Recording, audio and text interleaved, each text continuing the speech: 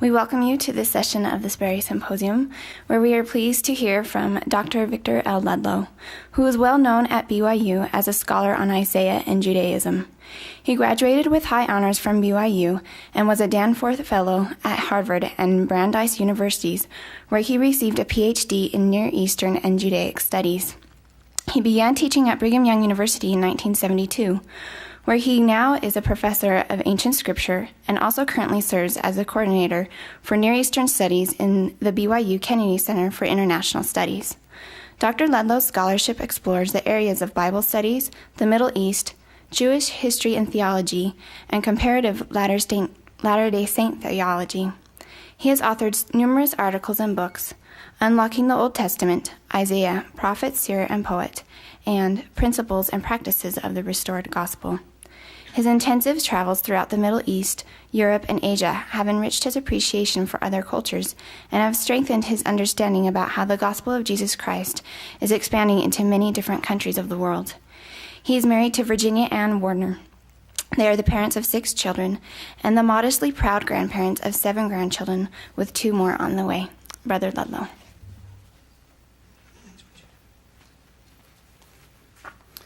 Thank you. It's a pleasure to be with you on this beautiful fall afternoon. In recent years, Latter-day Saints have been impressed by some special declarations of the First Presidency and the Quorum of the 12, such as the so-called Proclamation on the Family or the Apostles' Testimony of Christ. As a specialist in Near Eastern studies, I was impressed a number of years ago by a statement of the First Presidency that was sent out to all church leaders. It was dated February 15, 1978, and it's titled, God's Love for All Mankind. Since many of you are probably unfamiliar with this 22-year-old document, let's review its 5 short paragraphs. Based upon ancient and modern revelation, the Church of Jesus Christ of Latter-day Saints gladly teaches and declares the Christian doctrine that all men and women are brothers and sisters, not only by blood relationship from common mortal progenitors, but also as literal spirit children of an eternal Father. The great religious leaders of the world, such as Muhammad, Confucius, and the Reformers, as well as philosophers, including Socrates, Plato, and others, received a portion of God's light. Moral truths were given to them by God to enlighten whole nations and to bring a higher level of understanding to individuals. The Hebrew prophets prepared the way for the coming of Jesus Christ, the promised Messiah, who should provide salvation for all mankind who believe in the gospel. Consistent with these truths, we believe that God has given and will give to all peoples sufficient knowledge to help them on their way to eternal salvation, either in this life or in the life to come. We also declare that the gospel of Jesus Christ, restored to his church in our day, provides the only way to a mortal life of happiness and a fullness of joy forever. For those who have not received this gospel, the opportunity will come to them in the life hereafter, if not in this life. Our message, therefore, is one of special love and concern for the eternal welfare of all men and women, regardless of religious belief, race, or nationality, knowing that we are truly brothers and sisters because we are sons and daughters of the same eternal Father. Now, the italicized portions in this statement of the First Presidency highlight why the gospel and the Church of Jesus Christ must be ever expanded unto the great multitudes of God's children in the nations of the earth. This statement emphasizes some doctrines, such as that we're all brothers and sisters. It indicates that special truths were revealed in times past to different leaders and philosophers to enlighten whole nations, and expressing a special concern for the welfare of all of God's children, regardless of religious belief, race, or nationality. This statement by church leaders indicates the sensitivity of the First Presidency to the spiritual needs of all people on this planet Earth. Indeed, God's love for all mankind highlights the divinely inspired moral truths and gospel preparations which are helping peoples throughout the world. Now, this statement was given towards the middle of President Spencer W. Kimball's administration, and it was one of many indicators that the church was expanding from its western United States into an international arena. For example, in the earlier 70s, various foreign area supervisory programs were set up with general authorities and members of the presiding bishopric assigned to live in a variety of foreign areas. But probably one of the most significant events of his administration occurred just a few months after this statement of the First Presidency on God's love for all mankind was given. On June 9th, later that year, in 1978, the First Presidency announced the revelation that all worthy men throughout the world would be eligible to receive the priesthood. But other events were also characteristic of this internationalization of the church. For example, in 1981, 8 new temples of the church were announced to be built in Central America, Asia, Africa, and Europe. Indeed, in 1983, for the first time in church history, but since replicated on a variety of occasions, within a week's time, 2 new temples were dedicated in Samoa and Tonga, and a series of multi-stake, later known as regional conferences, were held, the first being in London, England. In addition to the revelation on the priesthood, perhaps what we most remember President Kimball by is his great emphasis on missionary work and taking the gospel out to the world. In fact, the video, "Go Ye Forth into the World," became the title of his missionary emphasis and showed how missionary work would expand from area centers of strength unto all corners of the earth. This particular presentation will highlight how President Kimball's vision of the internationalization of the church has seen fulfillment since that statement of the First Presidency on God's love for all mankind was issued at the beginning of 1978. 8 different aspects of the church were analyzed to see how international they had become since that statement was first issued. That is, where at least 50% of these different dimensions of the church were international, outside the United States and Canada. The 8 aspects of the church in alphabetical order are: Book of Mormon, copies sold in all other languages compared to English copies sold. CES, that is Church Education System, Seminary and Institute student enrollment, with international enrollment compared to that inside the United States and Canada. General authorities of the church according to their place of birth. Membership of the church, baptized members of the church residing outside the U.S. and Canada compared to within. Missionaries, full-time missionaries of the church according to their country of origin, not where they served, but where they came from, where they were sent from as they went out into the full-time mission field. Missions of the church, with their headquarters outside the United States of Canada compared to within. Stakes of the church and temples of the church, again outside the U.S. and Canada compared to within. Now, in the months as we were compiling all of this information, I was somewhat curious to know how Latter-day Saints, both here at BYU and in various areas that I was visiting, perceived the internationalization of the church. And so I had a little survey that I passed among hundreds of people and asking them to rank these 8 areas in highest, that is the area of most internationalization as of the end of 1999, to least international at the end of 1999. I don't know if you want to kind of just be doing that in your own mind, but I'll give you a couple of hints. The highest international area is at 68%. The least is at 10%. So there's quite a range from 10 to 68%. Now, as the surveys came back, and there were a few hundred of them, we found that there were 4 areas that most Latter-day Saints, at least that I had surveyed in this very random, very unofficial survey, there were 4 areas that most Latter-day Saints felt were already over the 50% rate. And in order, they were Book of Mormon, membership of the church, missions of the church, and stakes of the church. And that's correct in 3 out of those 4 categories. That is, 3 of those 4 categories, in fact, the first 3, not necessarily in this order as we'll see, but Book of Mormon, membership, and missions of the church are already over the 50% rate. Many thought stakes were, but they actually lagged just a little bit behind. The next 2 areas that they thought were not quite at 50%, but kind of about ready to go over the 50% rate, were missionaries, full-time of the church, and temples of the church, especially with the great emphasis in the last couple of years. And the lower two categories were CES enrollment and general authorities.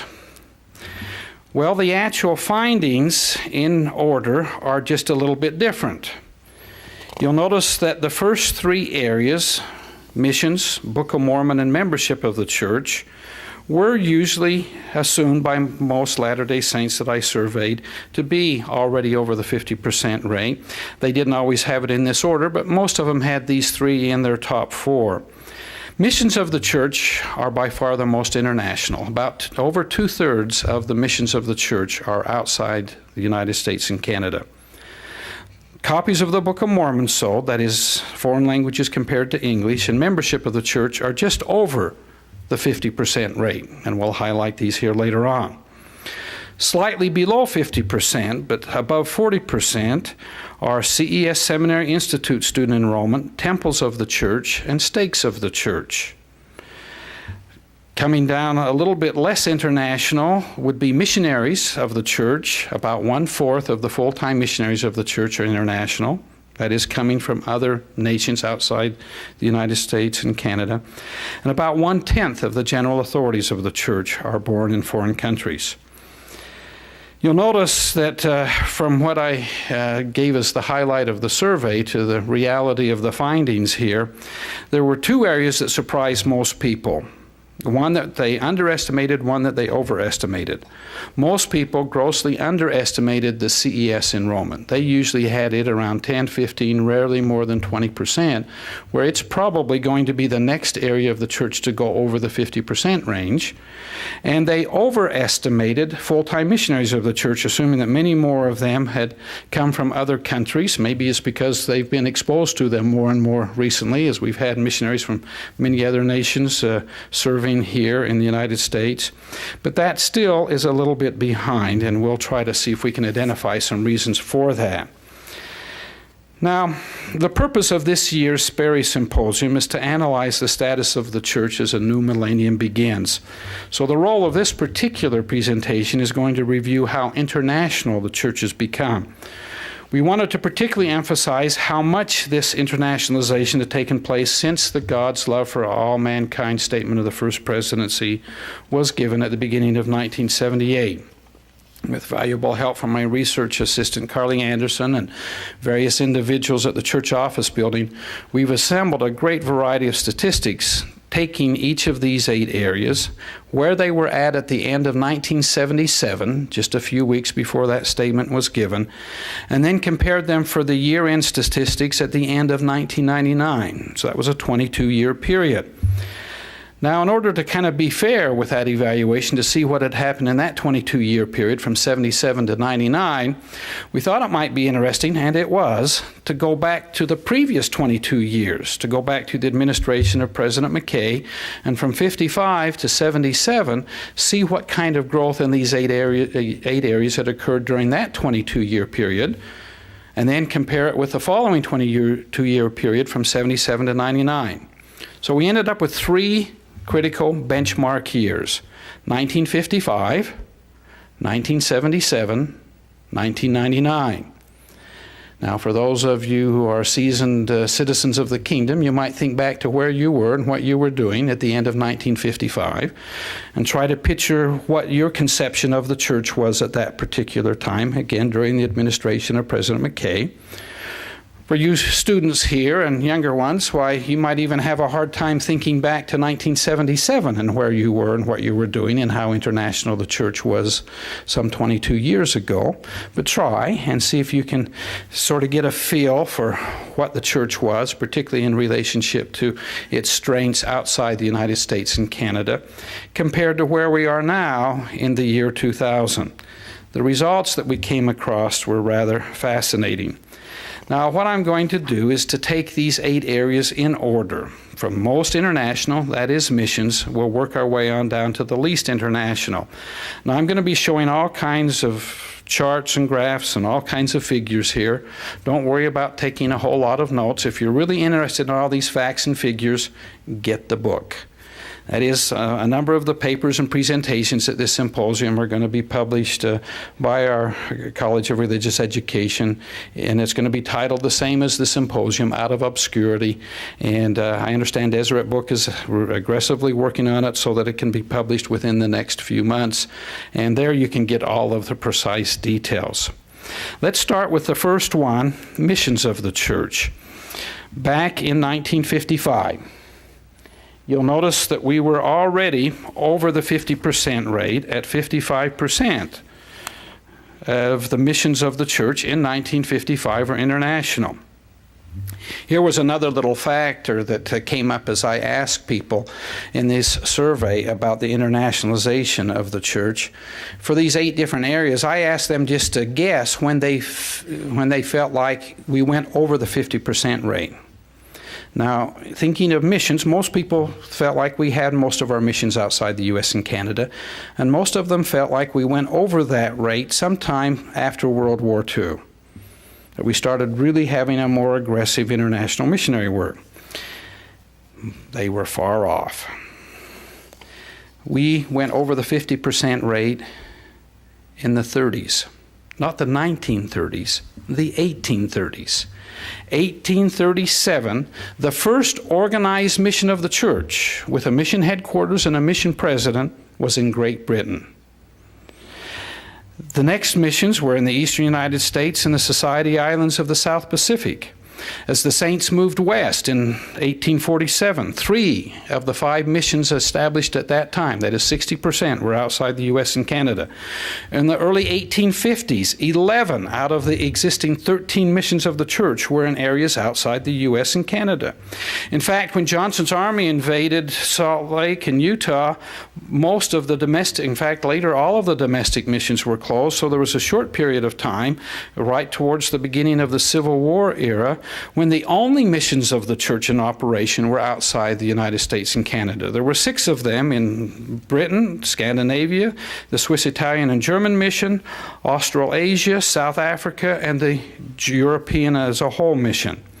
Now later, more missions were established, so that in 1900, 100 years ago, 11 out of the 19 organized missions of the church, again a 60% ratio, were outside the U.S. and Canada. As the church celebrated its century of existence in 1930, 63% of the missions of the church were outside the U.S. and Canada. So basically, throughout church history, we've had the majority of our missions outside the United States and Canada.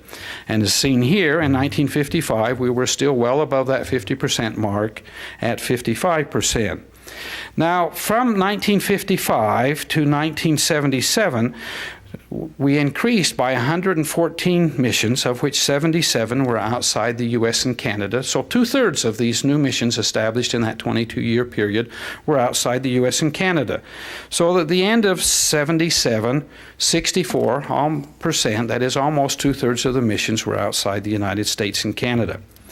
In the 22 years after that statement of the First Presidency was issued, 125 of the 175 new missions were outside the U.S. and Canada for a percentage rate of 71%, so that at the end of 1999, we had 68% of our 333 missions were outside the U.S. and Canada.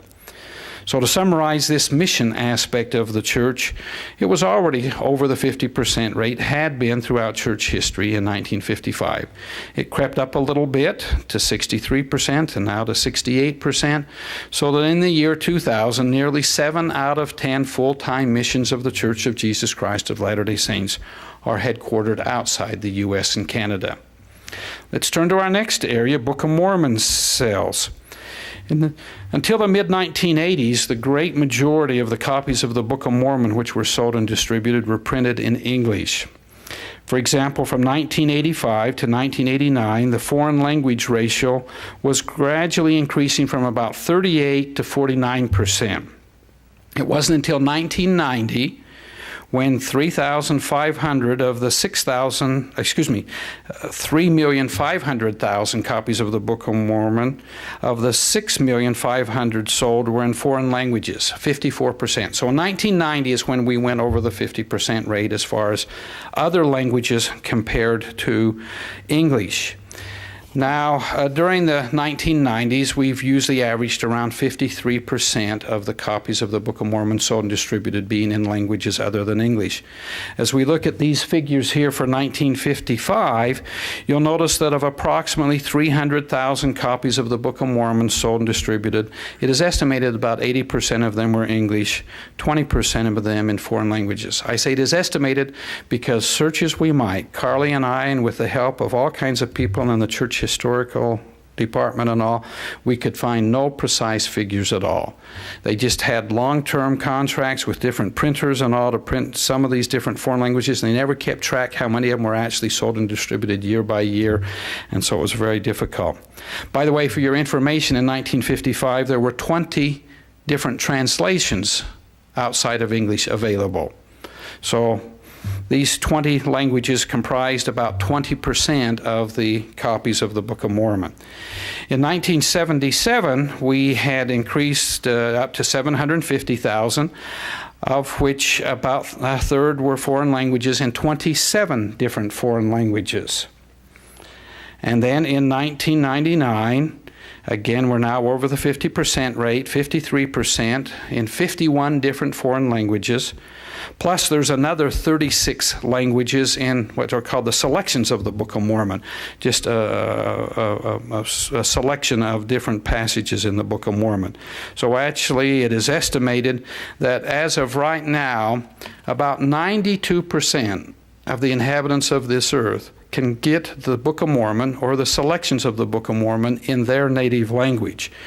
And you'll see here that with 53% in 99, that obviously the Book of Mormon is going to be available and distributed internationally more and more. Just as an interest to see where these foreign language sales occurred in 1999, again, 47% were in English, 27% were in Spanish, about 1 out of 10 is in Portuguese. Tagalog and French were about 2% each.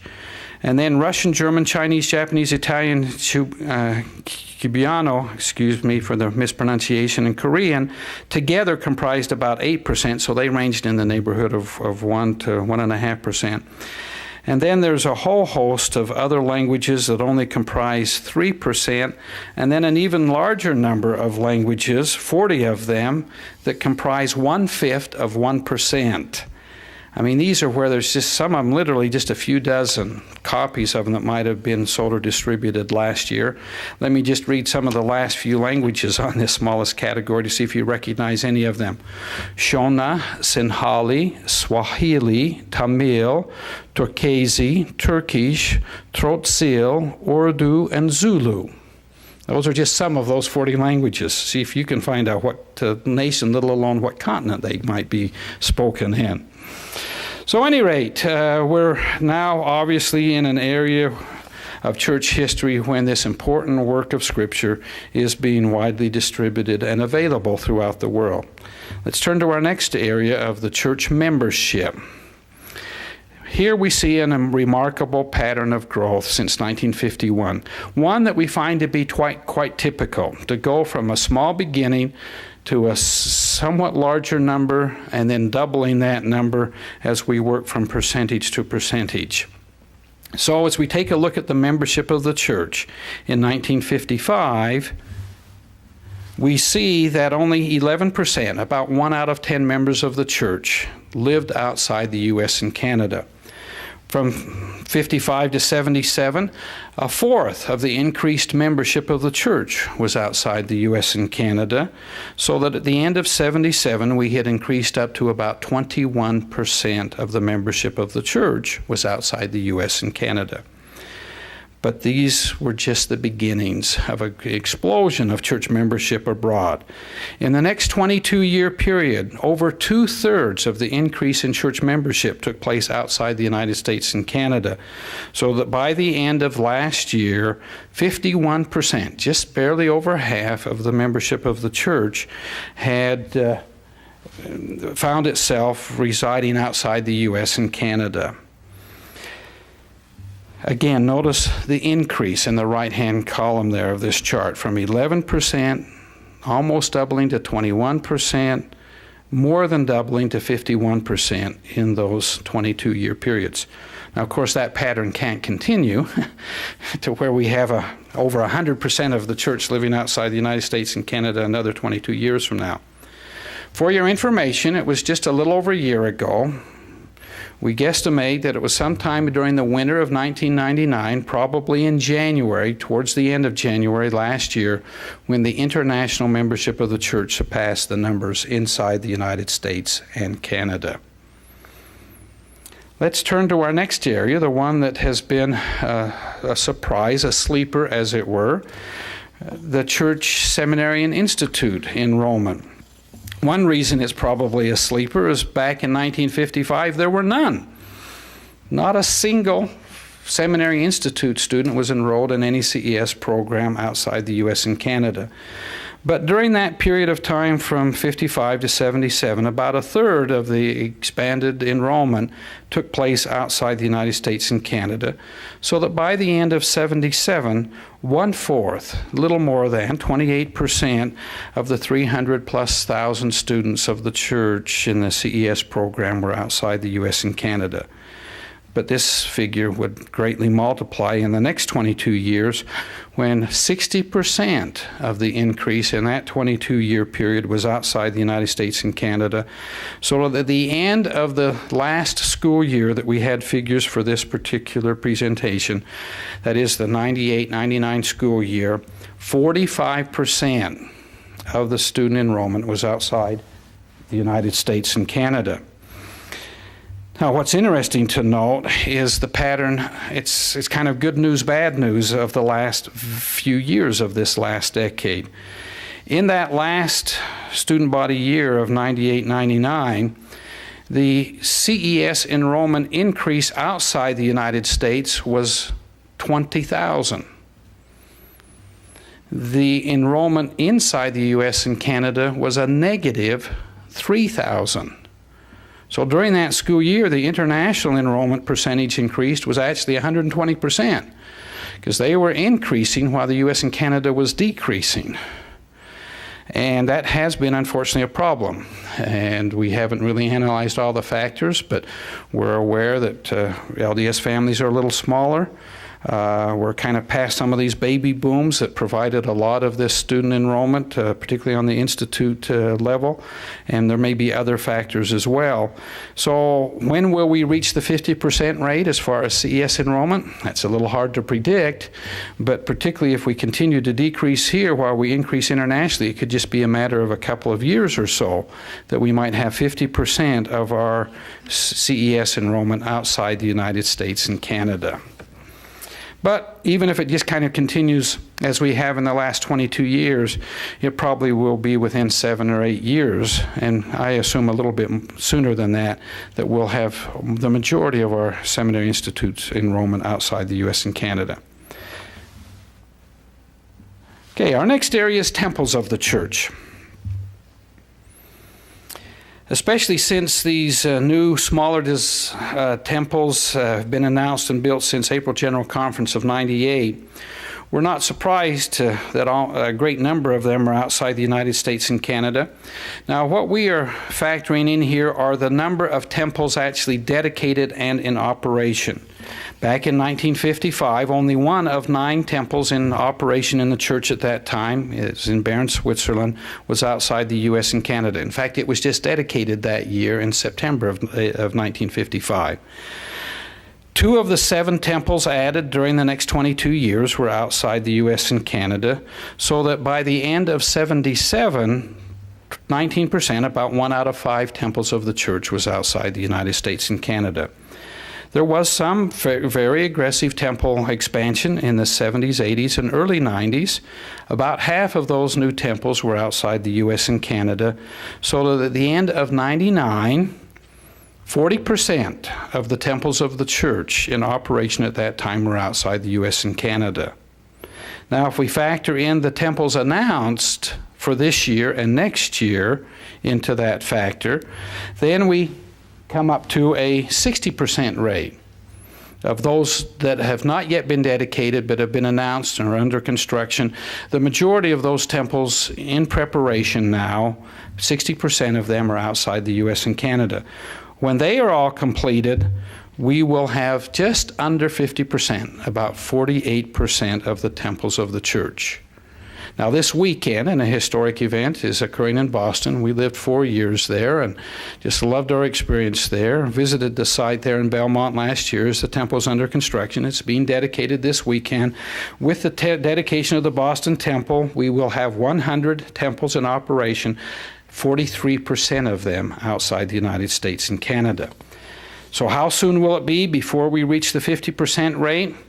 Well, depending on how many more temples are announced and so forth, it probably will be within, again, 5 or 6 years, unless we drastically slow down the number of new temples that will be constructed. Now, one interesting observation about temples of the church is to compare them to stakes. We're going to be talking about stakes here.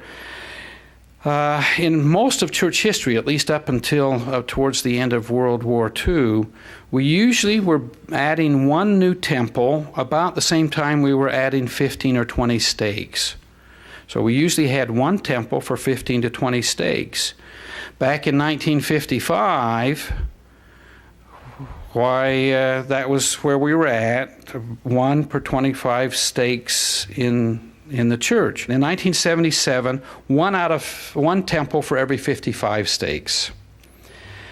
We were expanding stakes much, much faster than we were temples, in other words. In fact, the peak of this was in 1982 when there was only one temple for 70 stakes. So that means an average temple district, if they were equally distributed throughout the church, would have been 70 stakes per temple. Then in the 80s and 90s, we brought it down to where at 99, we were 1 out of 37, one temple for 37 stakes. With these announced temples, we'll be back to the kind of more of the historical ratio, 1 for 22, one temple for 22 stakes. Now, speaking of stakes and temples, back in 1955 there was only one LDS stake and one LDS temple outside the U.S. and Canada, although the temple wouldn't really help the stake members because the stake was located in the Mormon colonies in northern Mexico and the temple was located in Bern, Switzerland. But by the end of 1999 there were over 1,020 international stakes and 55 international temples. So again, marvelous, powerful explosion that's taken place. Now going back to 1955, you'll notice that just one stake of the 224 in existence was outside the United States and Canada. In the next 22-year period, why a tremendous amount of growth took place. About a fourth of the over 600 new stakes added were outside the U.S. and Canada, so that by the end of 1977, 1 out of 5 stakes were outside the U.S. and Canada. And then the increase continued where over 50% of the stakes in that 22-year period from 77 to 99 were outside the U.S. and Canada, so that at the end of 99, we were also at 40%. Stakes and temples were exactly the same at 40%. But it's going to take a while for the stakes to come up to and go over the 40%. We've indicated that CES enrollment and temples undoubtedly before the end of this decade will be well over the 50% rate. But with stakes, where we're starting with a nucleus of over 2,500, we're going to have to be organizing an awful lot of stakes with a very high percentage of them international. So it might take 20, 30 years before we get over that, because it takes a while, even though we have the membership out there for this membership to develop, for the Melchizedek priesthood and other ingredients to be there to establish stakes, it's still going to take a while. And we're going to see here in this next area if this might be a factor of maybe increasing this. Full-time missionaries of the church. I sense that this is in a pattern of doubling like these others that we have seen.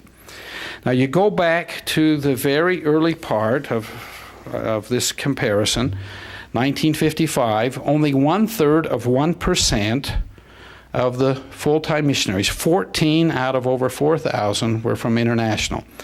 And my research assistant, Carly, was quick to inform me that almost half of them were sister missionaries at that time. But practically negligible numbers of international missionaries among the full-time missionary force. But in the 22-year period from 55 to 77, over 10% of them were, so that we reached the 11% rate in 1977. But about a third of the missionaries in the last 22 years have come from abroad, so that today we're at 24%. 1 out of 4 approximately. Now, I assume this doubling pattern will continue. If we've gone from 11 to 24% in the last 22 years, I would be fairly confident in assuming that around the year 2020, 50% of our full-time missionary force will be coming from abroad. And of course, as they come back and build their wards and stakes, I think we might find maybe a significant explosion of stakes taking place in that important area of the church growth. Now, our last area of comparison are general authorities of the church. Throughout church history, a very small percentage of LDS general authorities have been born outside the U.S. and Canada. Can you name the one church president that fits in that category? John Taylor was born in England. We have, in different periods of time, as we've taken a look at these general authorities, we find that usually we range in the neighborhood of 6 to 9% of the general authorities who are outside the United States and Canada. So that by the end of 1999, of the 103 general authorities in the First Presidency Quorum of the 12 and the first 2 quorums of 70 in the presiding bishopric, of these 103 brethren that we sustain as general authorities, 10 of them, 10%, were born outside the U.S. and Canada. And that, again, from 6 to 9, 10% has been a fairly consistent ratio throughout church history. But if we add into the mix general authorities and then add to them the area authorities of the church, we notice that of these area authorities, that is in the 3rd, 4th, and 5th quorums of 70, about 60% of them come from outside the United States and Canada. So if we combine general and area authorities of the church, serving at the end of 1999, of the 253 general and area authorities, 100 of them, or 40%, are outside the United States and Canada. 40%. If you remember, that's the same ratio we were at the end of 99 for temples of the church and stakes of the church. So that seems to be an appropriate balance of leadership compared to membership. Now, one other area that we kind of came across and hadn't really evaluated or surveyed in our original 8 areas of evaluation, but this very presentation, particularly some of you that may be seeing it in 4 corners of the land would be a demonstration of, has been how much more of an international availability is there as far as general conference broadcasts. Back in 1955, only in the 9 states in the western United States could radio or television broadcasts of General Conference be available. Nothing international, in fact, nothing in most of the United States. In 1977, all 50 states were covered with radio and television, plus there was radio satellite broadcasts available in parts of the world. And there were taped copies of General Conference that would be made and distributed in 2 other languages besides English. But in 1999, wow, we not only have radio, television, and cable in all 50 states, we have satellite transmission available at 3,400 sites across North America, and in 220 sites in Europe, 70 in Latin America, in 16 different languages, plus tape copies of General Conference that are distributed among church membership in 43 different languages. And with all of these satellite dishes, with the web and other aspects of modern technology, no doubt within a few years, Latter-day Saints, wherever they may be living, will have access to presentations such as this, different education weeks, special lecture series, and above, and most important of all, those semi-annual General Conference talks. Well, in conclusion, Although the Church of Jesus Christ of Latter-day Saints has always had a strong emphasis as far as missionary work is concerned outside the United States and Canada, by the end of 1955, only 11% of the church membership was outside the U.S. and Canada. Of course, we need to remember that much of this missionary work was to go out there, convert, and bring them back to Zion. But especially after World War II, the saints were encouraged to stay there and to build. And this build process we see in the development of the internationalization of the church. Only one stake and one temple in 1955 were outside the U.S. and Canada. No seminary and institute students enrolled outside of North America. General Conference and other church broadcasts didn't even reach beyond the Western United States. Only a small percentage of foreign language copies of the Book of Mormon were being sold and distributed. Some general authorities and very few missionaries were being called from foreign lands. The church in 1955 was clearly a North American, especially a Western U.S., Canada institution. By the time the first presidency issued the statement on God's love for all mankind in February 1978, the church was beginning to expand worldwide in almost every dimension. Church membership had nearly doubled to 21%. About 1/4 of the CES students were in foreign lands. Nearly 1/5 of the stakes and temples were outside the U.S. and Canada. General Conference broadcasts by radio were beginning to reach outside of North America. About 1/3 of the copies of the Book of Mormon sold and distributed were in foreign languages. Over 1 out of 10 full-time missionaries now being called were from foreign countries. A clear pattern of international growth was being established.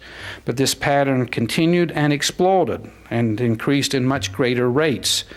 These raw numbers and growth rates have increased greatly since the administration of President Kimball, when the statement on God's love for all mankind was issued. As the year 2000 signals the approach of a new millennium, the church has the majority of its members outside of North America. Soon the majority of CES students and temples will be abroad. The General Conference and other church broadcasts are available at LDS stake centers throughout the world. With the electronic internet, church broadcasts and other gospel-related materials will soon be available to most people worldwide, especially for the Latter-day Saints and their edification. The majority of the copies of the Book of Mormon distributed in the world are in an increasingly larger number of foreign languages. And within a few decades, the number of LDS stakes will surpass those in the U.S. and Canada, and the number of full-time foreign missionaries will outnumber those from North America. The God's love for all mankind First Presidency Statement declares that the gospel of Jesus Christ provides the only way to happiness and joy forever. It expresses the concern of church leaders for all of God's children on earth. The events of the past 22 years have demonstrated the commitment of the church to fulfill its calling, to take the gospel to every nation, kindred, tongue, and people. Now in the year 2000, we're standing at a pivot point in church history, as increasingly more dimensions of the church are becoming truly international. We still have plenty of room to grow here in North America. We've got a lot of good friends and neighbors that are not members of the church. But there's especially a growth rate on an international dimension that religious historians who study our church are just absolutely amazed. They haven't seen a religion expanded to so many languages and cultures so quickly in such great numbers in at least 1,300 years. Not such the explosion of Islam on the world history scene has a religion taken hold in so many different corners of the world. And I believe that this statement of the First Presidency of God's love for all mankind was a pivotal point in focusing at least the church leadership, if not the church membership, upon the fact that this church of Jesus Christ is to soon spread among all the peoples of the earth. As membership, as stakes and temples of the church are available for saints throughout the world in an increasingly number of lands. I'm thrilled to be a part of this church growth and to witness it and to help prepare the coming generations for this tremendous growth and this further explosion. There is no question that a pattern of growth, a very solid growth, has been established, and we will see it continuing in the next century and the next millennium. And I hope and pray that all of us can be a positive, active part of that growth as the church indeed becomes the Church of Jesus Christ of Latter-day Saints for all of his children here upon this earth. And this witness and this request, this little petition in my heart, that we all might be a part of this growth, I leave with you in the name of Jesus Christ. Amen.